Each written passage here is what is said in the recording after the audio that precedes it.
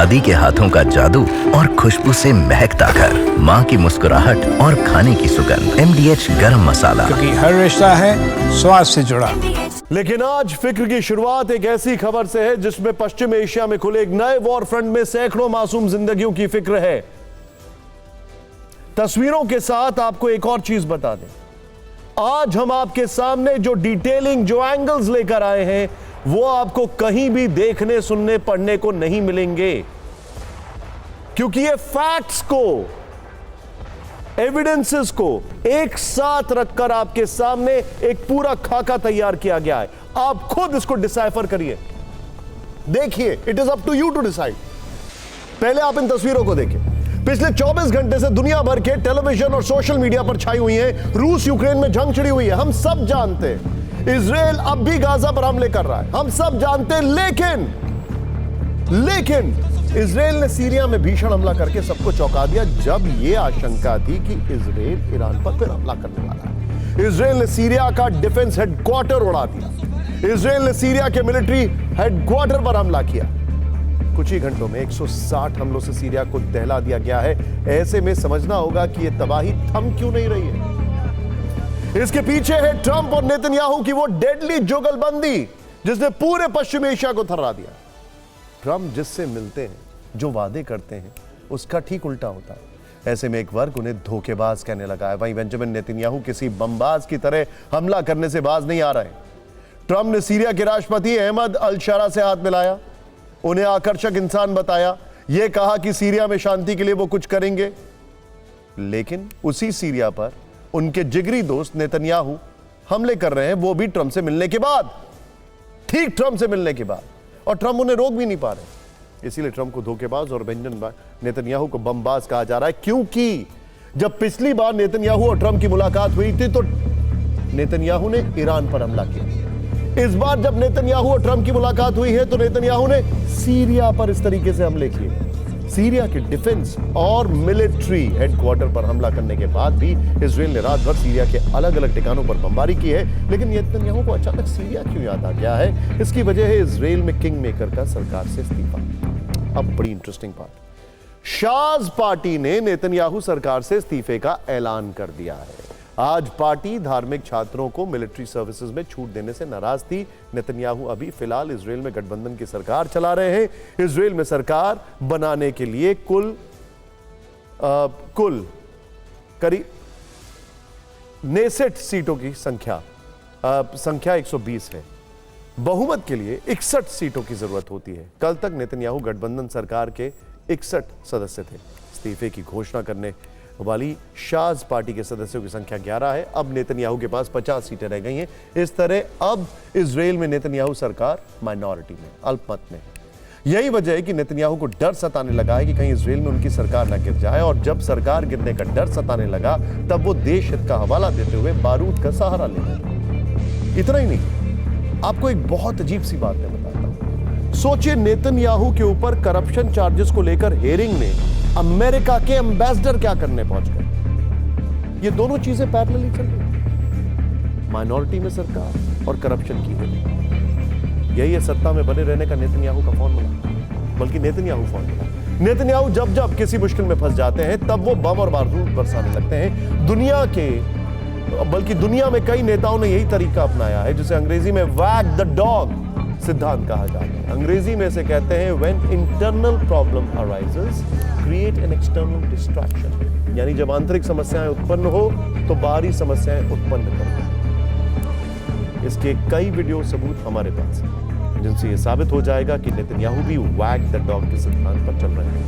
Defence और military headquarter पर हमले के बाद नेतन्याहू नहीं रुके, हमले देर रात तक जारी रहे। इसकी तस्वीरें आप अपनी टेलीविजन स्क्रीन पर देख रहे हैं। इजराइल की एयरफोर्स ने सुवेदा में भी भीषण अटैक किया। यहां जोलानी समर्थक काफिलों पर आईडीएफ ने बहुत बड़ा हमला किया। सीरियाई शहर सुवेदा पर हमले के बाद सीरियाई सेना और ड्रूज लड़ाकों के बीच झड़प देखने को मिली। जोलानी समर्थित गुट ने सुवेदा में ड्रूज पर रॉकेट बरसाया। यहां देर रात तक इजराइल ने सीरिया के सुवेदा पे बारूदी विध्वंस मचाया, तो वहीं दूसरी तरफ इजराइल ने सीरियाई सेना के रणनीति को अंजाम देने वाले ठिकानों पर हमला किया है। इजराइल ने सीरिया के मजे एयरपोर्ट पर भी बमबारी की। सीरिया पर अटैक करने की टाइमलाइन को देखना जरूरी है। 13 जुलाई को द्रूज और बेदोइन समुदाय में सांप्रदायिक झड़प हुई, 30 से ज्यादा लोग मारे गए, 100 लोग घायल हुए।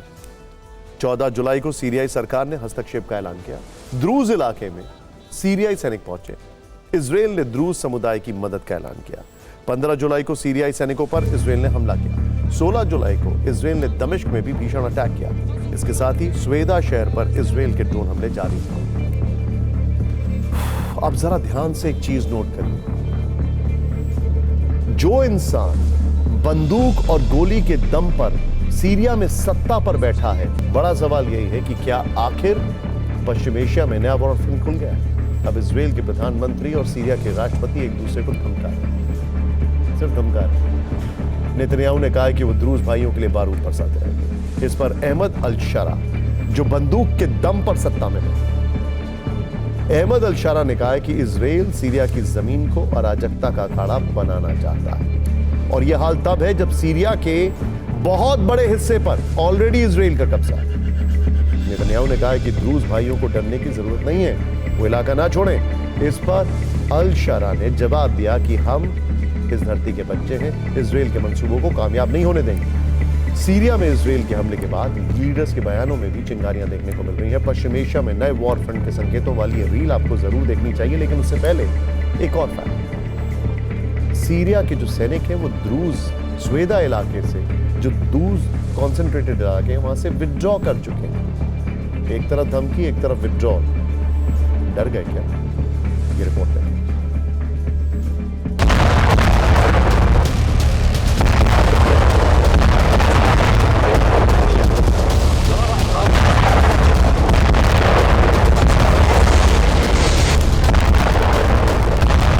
हमने आपको अभी बताया कि नेतन्याहू वैग द डॉग सिद्धांत अपना रहे हैं।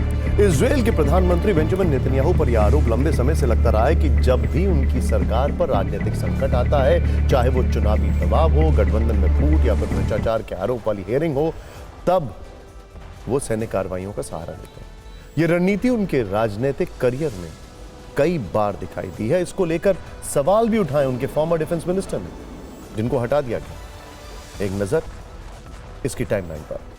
वर्ष 2019 में इजराइल में चुनावी गतिरोध तेज हो गया। नेतन्याहू पर भ्रष्टाचार के गंभीर आरोप लगे। इसके बाद जरूरत बताते हुए नेतन्याहू ने गाजा पट्टी और सीरिया में सैन्य कार्रवाई तेज कर दी। वर्ष 2024 में न्यायिक सुधारों को लेकर विवाद हुआ। तेल अवीव की सड़कों पर आम लोग पहुंच चुके थे, विरोध हो रहा था। नेतन्याहू ने न्यायिक व्यवस्था पर में बड़े पैमाने पर बदलाव की कोशिश की। इसके बाद पूरे इजराइल में नेतन्याहू के खिलाफ प्रदर्शन हुए। जरूरत बताते हुए नेतन्याहू ने सारा ध्यान राष्ट्रीय सुरक्षा पर लगा दिया। वर्ष 2024 में नेतन्याहू के सामने गठबंधन का संकट था।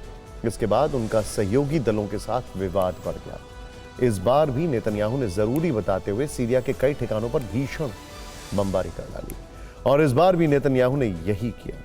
शाज पार्टी के सरकार से हटने के बाद नेतन्याहू सरकार पर संकट बन रहा है, और इसी बीच नेतन्याहू ने सीरिया पर बहुत बड़ा अटैक कर दिया। इजराइल का आधिकारिक रुख यही रहता है कि वो अपनी राष्ट्रीय सुरक्षा के लिए ऐसे कदम उठाता है, लेकिन कई बार समय और हालात को देखकर नेतन्याहू के एक्शन पर सवाल उठते हैं। विशेषज्ञ इसे एक तरह से डायवर्जन टैक्टिक्स मानते हैं, जहां नेता बाहरी संकट दिखाकर आंतरिक संकट से ध्यान हटाते हैं, और नेतन्याहू भी सीरिया में यही करते हुए दिखाई दिए हैं। और इंटरेस्टिंग बात क्या है आपको पता है? ये वो नेतन्याहू हैं जिन्हें एक जमाने में कट्टर फिर मॉडरेट कहा जाता था। ये वो नेतन्याहू हैं जिन्होंने यासिर अराफात से बातचीत का सिलसिला शुरू किया था। ये वो नेतन्याहू हैं जिन्होंने गाजा में एकदम खामोशी अपना ली थी जब तक वो घटना नहीं घटी, और अब एकदम से बदले। दादी के हाथों का जादू और खुशबू से महकता घर, माँ की मुस्कुराहट और खाने की सुगंध, MDH गरम मसाला। क्योंकि हर रिश्ता है स्वाद से जुड़ा।